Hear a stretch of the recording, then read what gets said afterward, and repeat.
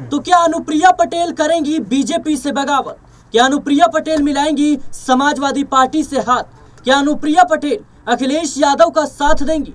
दर्शकों, 2027 में यूपी में विधानसभा के चुनाव होने हैं, लेकिन उससे पहले भारतीय जनता पार्टी के सहयोगी दल अब बीजेपी से खुले तौर पर बगावत करते हुए नजर आ रही हैं। और जिस तरीके से अनुप्रिया पटेल की पार्टी से कई बड़े नेताओं ने इस्तीफा दे दिया और समाजवादी पार्टी का रुख करने जा रही हैं, ऐसे में अनुप्रिया पटेल को लेकर सवाल उठ रही हैं। अनुप्रिया पटेल और योगी आदित्यनाथ के बीच वैसे भी 36 का आंकड़ा देखने को मिलता है। खास तौर पर आरक्षण को लेकर जिस तरीके से अनुप्रिया पटेल ने योगी सरकार पर हमला बोला, वो किसी से छुपा नहीं है। अनुप्रिया पटेल भारतीय जनता पार्टी के साथ गठबंधन करके भले ही केंद्रीय मंत्री बन गई हैं, लेकिन अब उनकी पार्टी का जनाधार लगातार गिरता हुआ नजर आ रहा है। पार्टी के जो तमाम नेता हैं वो कहीं ना कहीं इस्तीफा देते हुए नजर आ रही हैं। मेरे साथ इस गंभीर मुद्दे पर विस्तार से चर्चा करने के लिए मेरे साथ मेरे सहयोगी अब्बास जुड़ चुके हैं। अब्बास, आपका बहुत बहुत स्वागत है। जिस तरीके से देखा जाए तो अनुप्रिया पटेल की पार्टी से लगातार कह सकते हैं कि लोगों का जो नेता है उनका इस्तीफा देखने को मिल रहा है, वो समाजवादी पार्टी की तरफ रुख कर रही हैं।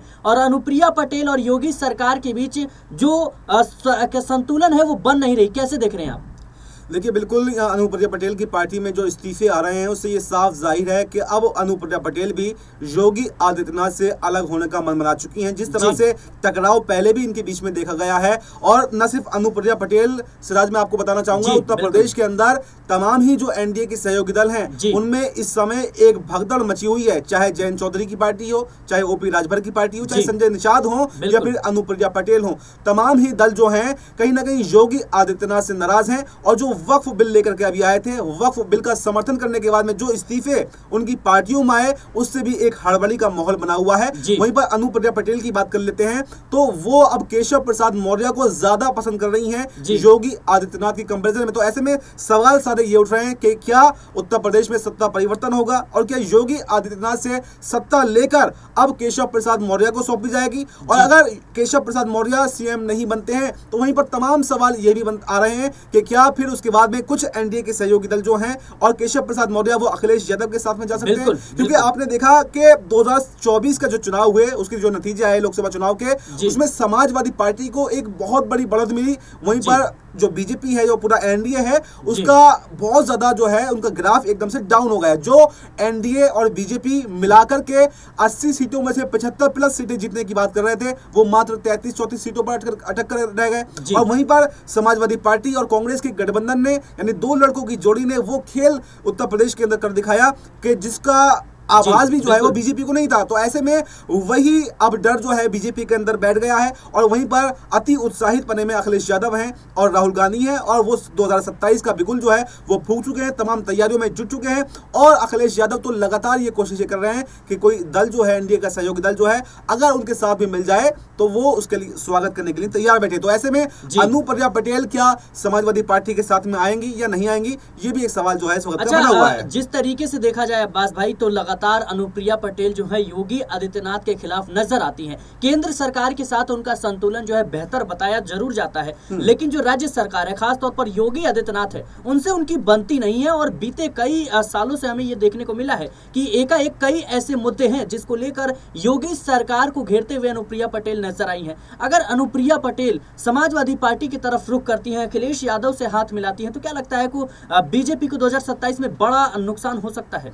देखिए, बिल्कुल यहाँ पर बीजेपी को 2027 के चुनावों में बहुत बड़ा नुकसान हो सकता है, और बार बार कहने की जरूरत नहीं है। 2024 के नतीजे ही इस बात का प्रमाण है कि बीजेपी की स्थिति उत्तर प्रदेश के अंदर क्या है और समाजवादी पार्टी की स्थिति क्या है। और अगर जो एनडीए के सहयोगी दल हैं, तमाम दल, चाहे अनुप्रिया पटेल, जैसे ओपी राजभर हो, ये तमाम दल अगर समाजवादी पार्टी की तरफ जाते हैं तो बिल्कुल बेशक यहाँ पर समाजवादी पार्टी को बहुत बड़ा फायदा होने वाला है। क्योंकि आपको बताया अभी अनुप्रिया पटेल की पार्टी में उनके जो बीजेपी के उनके प्रदेश अध्यक्ष थे, उन्होंने भी इस्तीफा दे दिया है और उनके समाजवादी पार्टी ज्वाइन करने की बात भी चल रही है। वहीं पर राजभर समाज से जो बड़े नेता हैं, जो ओपी राजभर को सीधे टक्कर देते हैं, उन्होंने भी अभी हाल ही में समाजवादी पार्टी का दामन थाम लिया। इसके अलावा अगर पूर्वी हम राजनीति की बात करें, पूर्वी उत्तर प्रदेश की, तो ब्रजभूषण शरण सिंह एक बड़ा चेहरा, बीजेपी के पूर्व सांसद, उनकी भी चर्चाएं सामने आ रही है कि वो भी समाजवादी पार्टी का दामन थाम सकते हैं। बात आप कह रहे हैं अब्बास भाई। जी बिल्कुल। तो ये तमाम तरीके देखने को मिल रहे हैं कि समाजवादी पार्टी का कुनबा जो है वो लगातार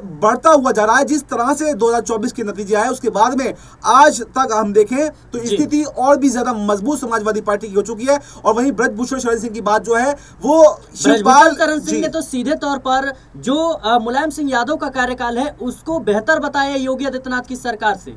देखिए बिल्कुल, यहाँ ब्रजभूषण शरण सिंह ने बताया और कई ऐसे और भी नेता हैं जिन्होंने साफ साफ तौर पर यहाँ पर मुलायम सिंह के कार्यकाल को बेहतर बताया है। तो यही वजह है कि अब योगी आदित्यनाथ के दिन जो हैं वो पूरे हो गए हैं, उनकी उल्टी गिनती जो है वो अब शुरू हो चुकी है। और न सिर्फ जो एनडीए के सहयोगी दल है वो, बल्कि खुद बीजेपी के अंदर एक फूट वाली स्थिति बची हुई है। एक तरफ केशव प्रसाद मौर्य हैं जो सीएम कमान के लिए इंतजार में बैठे हैं कि कब वो दिन आए। वहीं पर आपको बताएं कि लोनी से विधायक हैं नंद किशोर गुर्जर, उन्होंने तो साफ साफ ये तक कह दिया कि अब बाबा को केंद्र की राजनीति में चले जाना चाहिए और उत्तर प्रदेश की कमान केशव प्रसाद मौर्य को योगी आदित्यनाथ को ठिकाने लगाने की कहीं ना कहीं तैयारी शुरू हो चुकी है। जैसे शिवराज सिंह चौहान को किया गया, जैसे और भी तमाम बड़े नेता हैं उनको किया गया।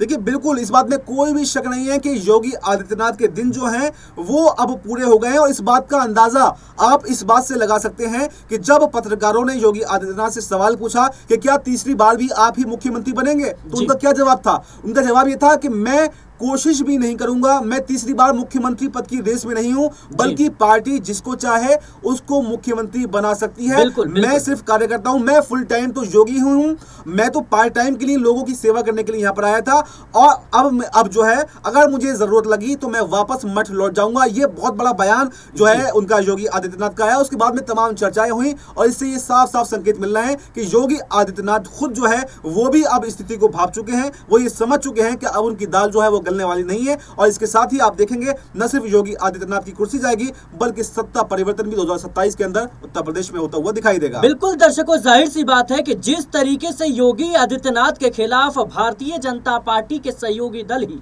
आंख दिखाते हुए नजर आ रही हैं। जैसा कि मेरे सहयोगी अब्बास ने बताया कि ओम प्रकाश राजभरो, संजय निषाद, अनुप्रिया पटेल या फिर जयंत चौधरी, ये प्रमुख दल लगातार योगी आदित्यनाथ की खिलाफत कर रहे हैं। ये भारतीय जनता पार्टी के साथ तो है लेकिन योगी आदित्यनाथ को कहीं ना कहीं पसंद नहीं करते हैं और योगी आदित्यनाथ के बीच इनका 36 का आंकड़ा देखने को मिलता है। ऐसे में बड़ा सवाल यह है कि क्या अनुप्रिया पटेल वाकई में समाजवादी पार्टी का रुख करने जा रही हैं? सियासी गलियारों में इस बात के कयास तो लगातार लगाए जा रही हैं, क्योंकि जिस तरीके से अपना दल एस से कई नेताओं ने इस्तीफा दिया और उसके बाद समाजवादी पार्टी में शामिल होने की चर्चाएं शुरू हो गई हैं। ऐसे में अनुप्रिया पटेल अपनी पार्टी को बचाने के लिए ये बड़ा कदम भविष्य में जरूर उठा सकती हैं। फिलहाल इस पूरे मुद्दे को लेकर आपकी क्या राय है हमें कमेंट बॉक्स में जरूर बताएं। देश और दुनिया की तमाम खबरों के लिए बने रहें नेक्स्ट 9 न्यूज के साथ।